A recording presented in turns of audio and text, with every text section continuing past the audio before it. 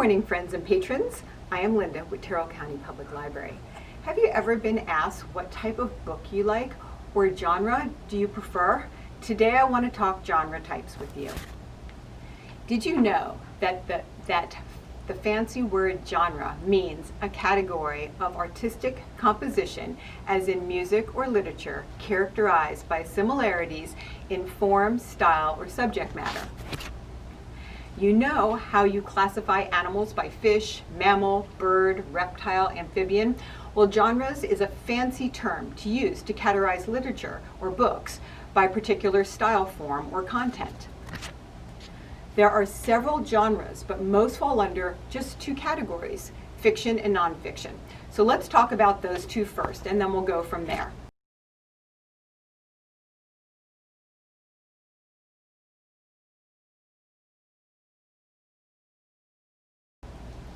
Fiction stories that contain characters, people, and settings that is not real.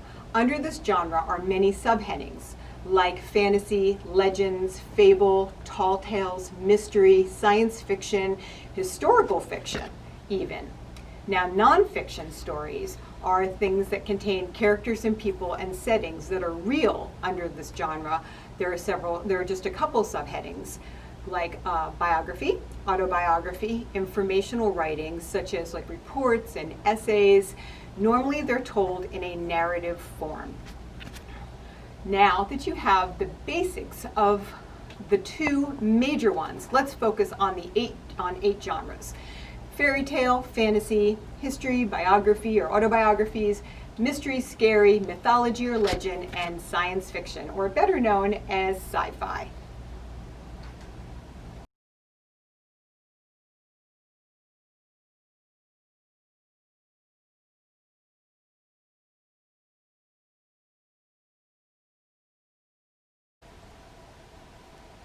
So let's talk biography. What genre is that? What main genre is that? Is it a fiction or is it a nonfiction? If you guess nonfiction, you are correct. The word biography is derived from two words, bio and graph. Bio means life and graph means to write. So the author tells true stories of another person in the past or maybe currently living. It contains places and people and events, which means a lot of research has to go in to prove it.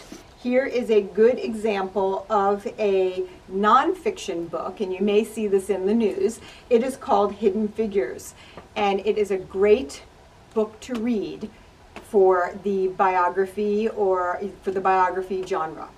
The next one I want to talk to you about is an autobiography. It's similar to a biography, but the auto in front of it means self. So this is where an author is writing about himself or herself, kind of like you writing a book about you. It can be a story, the style of it can either be like a regular story or it can be a journal or a diary in the way it's done.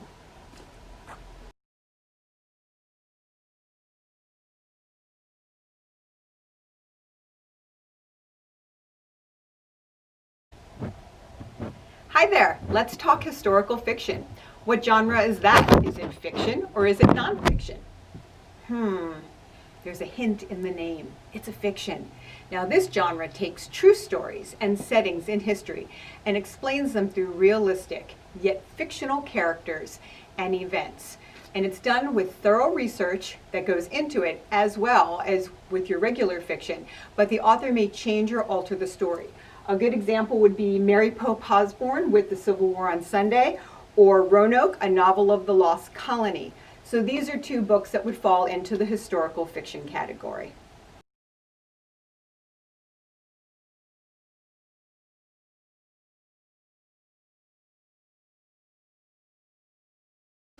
Hi there, let's talk fairy tales.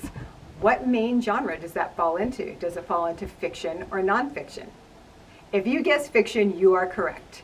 A fairy tale is a story from long ago and far away that has been passed down through the generations of cultures around the world by mouth until we have the written word.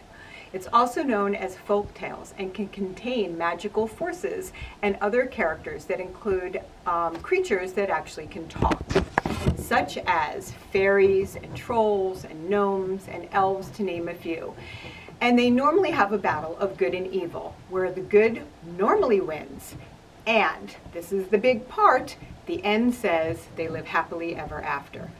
This is a more modern version of a fairy tale, Where the Mountain Meets the Moon by Grace Lynn. It is a fabulous trilogy. And if you're looking for something, I would jump into this. Thank you.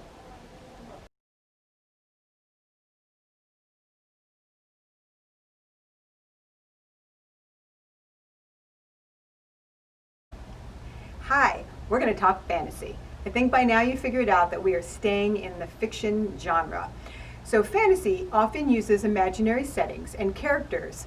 Several elements are unrealistic and also center around good and evil, like fairy tales. The problems are sometimes solved through using magic or unexplained methods. Stories can contain odd or really bizarre characters or events, such as talking creatures or the use of travel. The Spiderwicks, for those of you who have not read it, is a great fantasy book. It is a series and you can grab it at the library.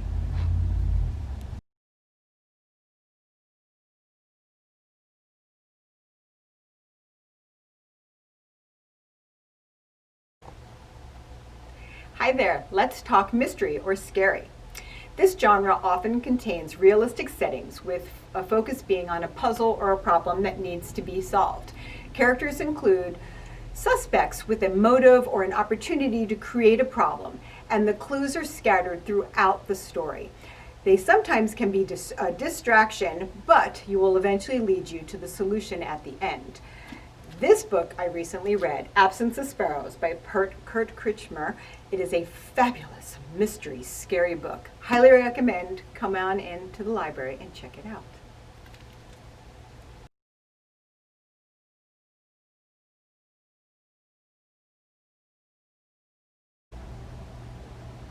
Hi there, let's talk mythology or legends. This genre is a folklore consisting of a narrative or story that play out a fundamental role in society, such as a foundational tale. The main characters are usually gods, goddesses, demigods, or even superheroes. A myth exists in every society as they are basic elements of human culture. The main function is to teach moral lessons and explain historical events. Myths came before religions, and they also play a role in philosophy, psychology, and science. We have a new book on the shelf. It's Tristan Strong Punches a Hole in the Sky. And this mythology book is all about African mythology, and it is presented by Rick Riordan. Come on into the library and check it out.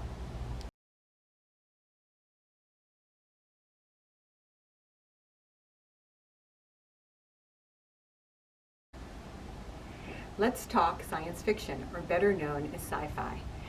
Often this takes place in the near or distant future, and it contains elements based on scientific facts and futuristic technology combined with imagination.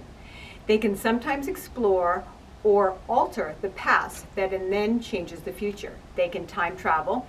These stories take place on Earth or in other planets or galaxies, and characters might include robots or other life forces. Now we have a new book series that has come into the library called The Last Kids on Earth, and it is by Max Brailer. I highly suggest you come in and take this out for our sci-fi category. Genres are important.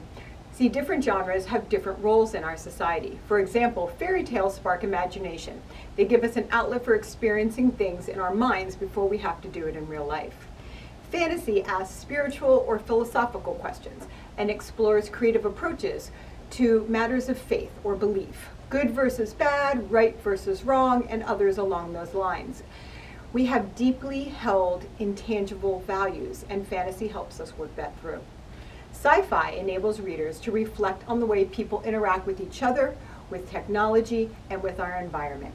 It tries to create a link to the future, how our choices and our interactions contribute to generating our future. Now, nonfiction helps readers develop analytical and persuasive capabilities. So as you can see, all of them really work together. You really should have a varied genre repertoire. Now that you know some of the varieties of genres, What one are you drawn to? What category would your favorite book fall into? Please contact me, L. Mastronardo, at pettigrewlibraries.org with any questions, or stop into Tyrrell County Public Library to talk with me or any of our librarians. We also, besides books, we have books on tape, so feel free to pop in and grab one of those as well. Thank you so much and have a wonderful day.